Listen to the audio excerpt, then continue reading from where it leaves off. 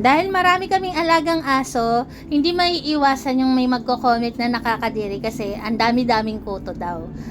Dito po tayo magsasample. Papakita ko lang po yung mga katawan ng aming mga fur babies kung marami nga ba silang kuto. Kay Solo tayo magsample kasi kulay white si Solo. Ayan. Tingnan nyo naman po ang katawan ni Solo. Kung may makikita po kayo dyan na, ayan, nakaano po yan na wala pang ligo si Solo. Isang buwan na pong mahigit na hindi pa sila naliligo. Tingnan nyo naman po yan, oh. Teka lang, Bibi. Ayan. Tingnan nyo po yung katawan ni Solo. Kung may makikita kayo dyan, pulgas. Ayan. Malinis ang katawan ni Solo. Dito naman tayo kay Lips. Lips, teka. Isasample po natin si Lips. Ayan po si Lips. Sampulan natin Lips. Teka, malikot lang ang neni ko eh. Ayan, makita nyo naman po, oh. Kasi kung may kuto yan, sa paggento pa lang, ayan, pag ganyan pa lang po, makikita nyo na malikot lang eh, oh. Ayan, tingnan nyo po, ah. Sabihin nyo po, wala pa silang ligo talaga. Isang buwan na silang di naliligo, mahigit. Pero mapapansin nyo po, ganyan ang mga balat nila, oh. Wala kayong makikita talagang pulgas. Ayan, lips tayo ka na eh. Malinis po yung katawan nila. Wala kang makikitang kahit nakaano po yan, oh, naka-zoom. Wala po kayong makikitang pulgas o garapata. Malilinis po yan. Ito si Mami Diva. Ito yung aming pinaka-adult dogs. Tingnan nyo po yung katawan ni Diva. Ayan, naka-zoom na po yan, ha. Tingnan nyo po, ha.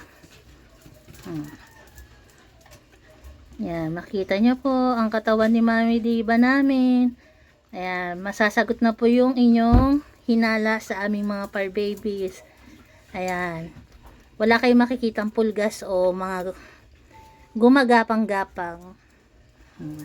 Ayan po yung katawan ni Mami Diva. Oh. Ito naman kay Claire. Dito tayo kay Claire. Claire, sasample lang ko lang ang katawan mo, Claire, ha. Ayan po si Claire. Ayan po. Diba pag yung ibang aso, makikita nyo po ang dami. Oh. Kahit po marami kaming alaga, malilinis po yung katawan nila. Wala. Ito pa po si Bronze. Sample lang pa natin po. Ayan. Para makita nyo po kung may garapata ba o pulgas.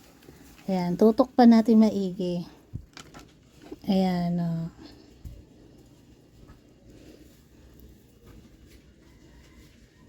Lang po yung masasabi ko. Hindi porket maraming aso po ang nakikita nyong nag-aalaga, marami na silang kuto. Depende po yan sa nag-aalaga. Yan, para lang po malaman ng iba.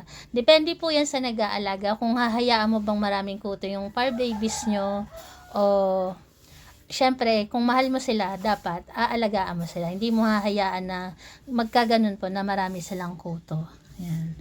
Makikinis po yung aming mga fur babies. Ayan, wala po kayong makikita sa kanilang kuto kahit matagal silang hindi naliligo. Ayan lang po ang paliwanag para lang po, syempre para sa amin po masakit din naman masabihan ng ganun na ang daming aso, ang daming kuto. Kasi alam naman po namin sa sarili namin na naalagaan naman namin sila, wala silang kuto. Ayan po, salamat po sa lahat.